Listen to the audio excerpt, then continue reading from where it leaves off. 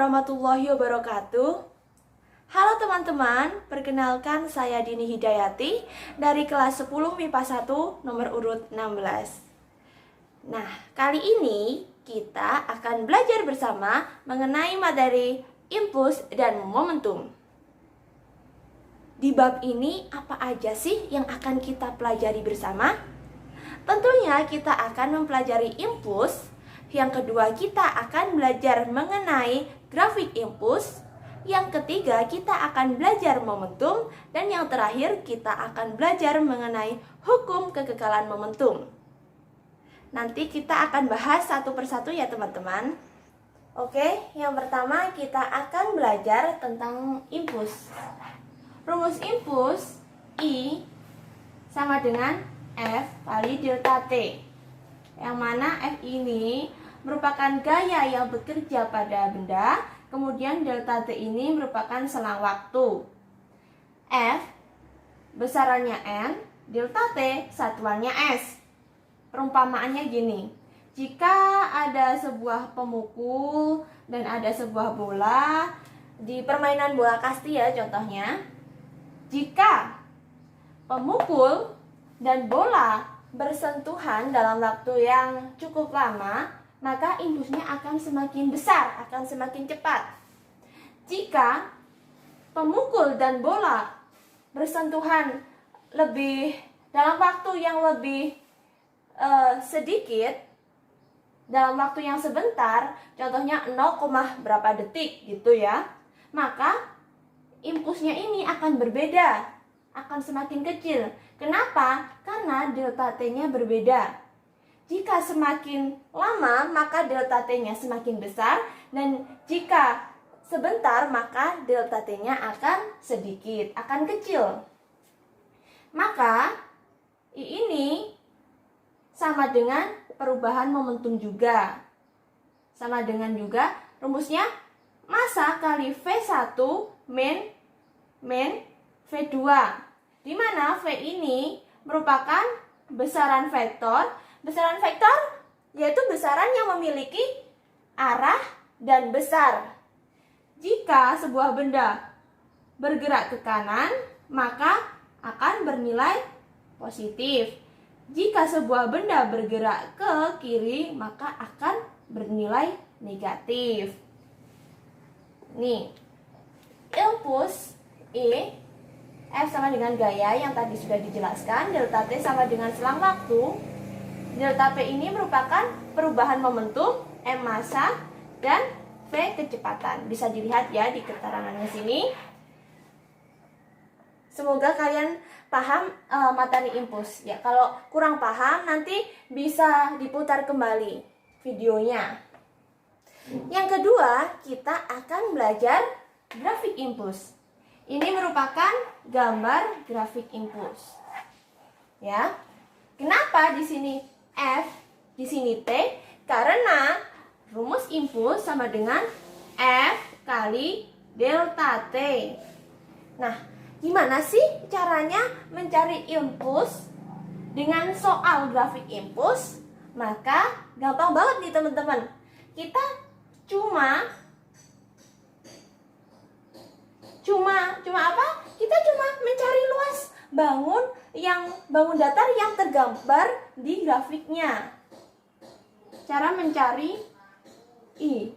Gimana sih? Nah, tadi yang sudah saya katakan, mencari luas.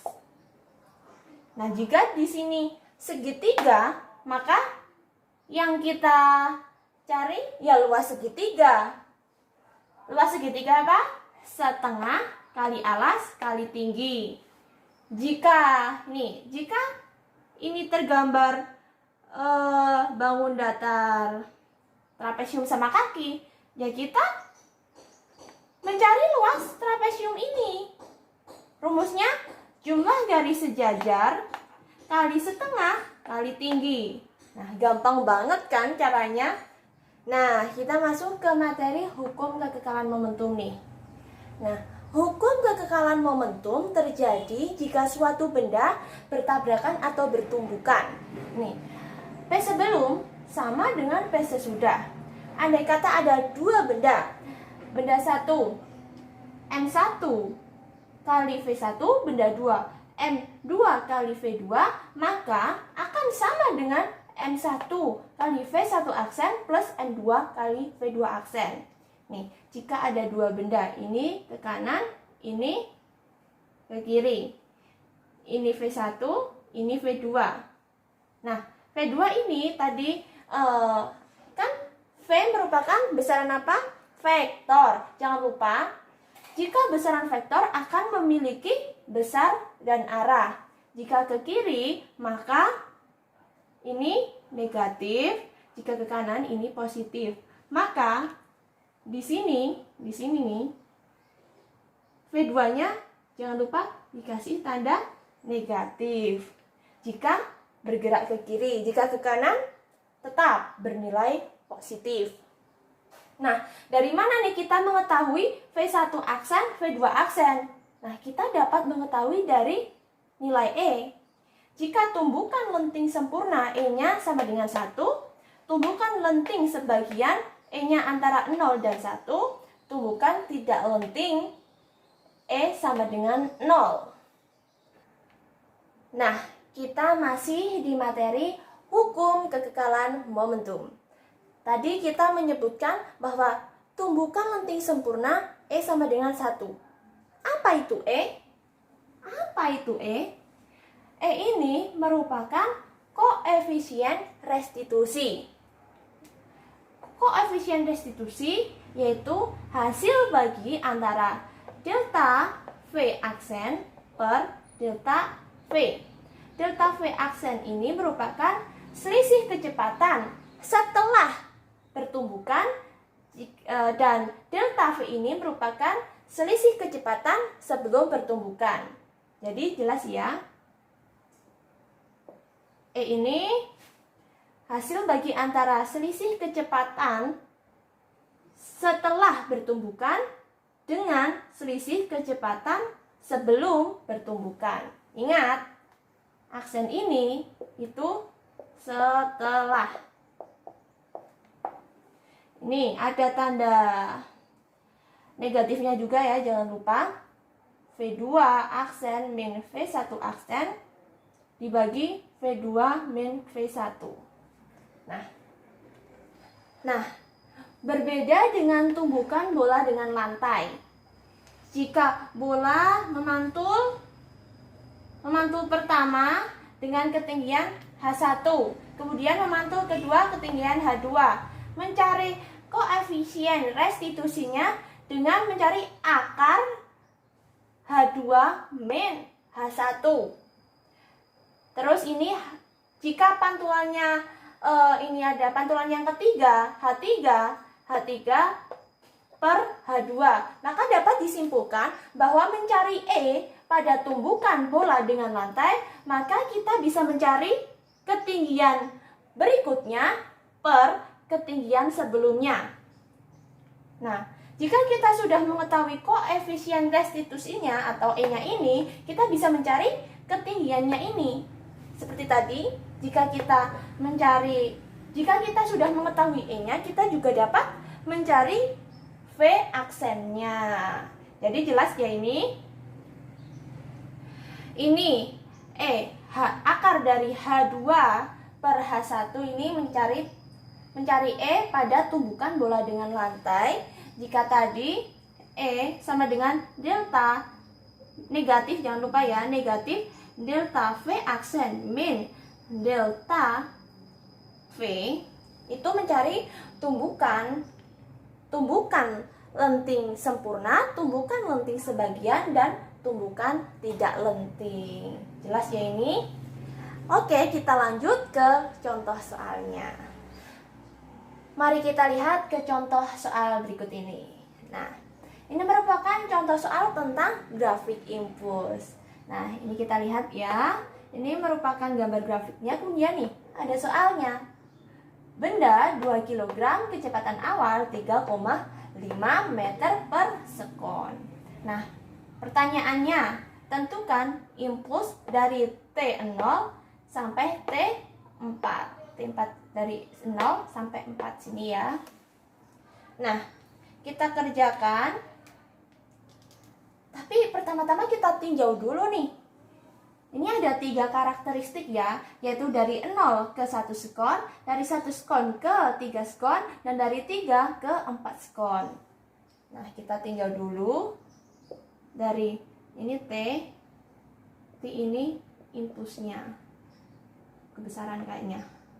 Ini T-nya, ini impulsnya. Ini T dari 0 ke 1, dari 1 ke 3, dari 3 ke 4. Dari 0 ke 1 ada apa nih? Nggak ada apa-apa ya, nggak ada pergerakan atau apa. Jadi impulsnya ini 0. Ke 1, ke detik pertama, ke 1 sampai 3, ini ada segitiga nih. Kita cari. Tadi yang sudah saya jelaskan di awal, itu cara mencari impuls ini. Cara mencari impuls itu mencari luasnya pada grafik V dan T.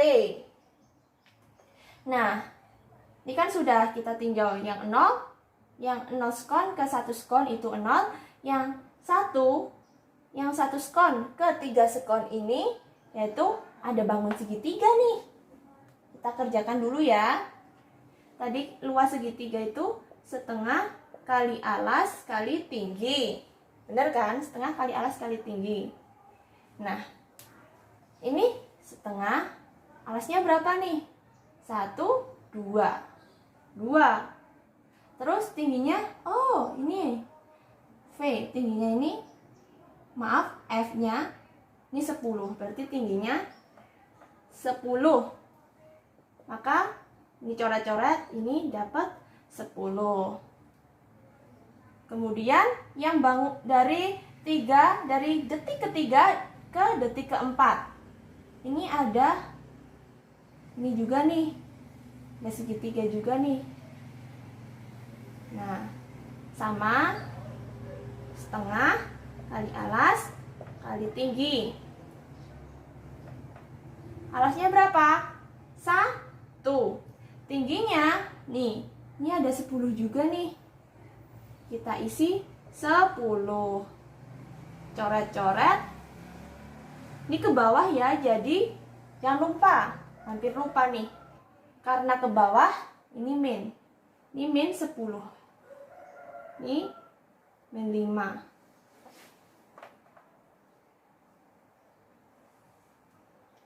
Nah, maka impulsnya tinggal ditambahin aja. 0 plus 10 plus min 5. Maka kita bisa mengetahui impuls dari T0 sampai dengan 4 skon, yaitu 5 ns. Oke. Jelas ya? Nih. Sekali lagi, kita tinjau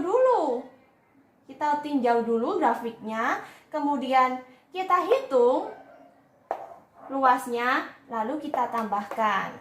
Jika seperti ini, jika grafiknya F dan T. Oke, setelah mengerjakan ini, saya juga akan memberikan kalian soal, biar kalian tahu seberapa paham sih kalian tentang materi momentum dan impuls ini. Oke, langsung ke soal.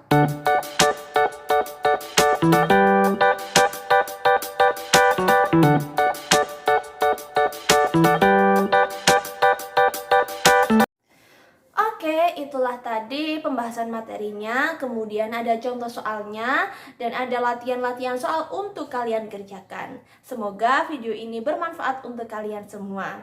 Dan apabila ada kekurangan dan tutur kata yang kurang berkenan, saya mohon maaf yang setulus-tulusnya.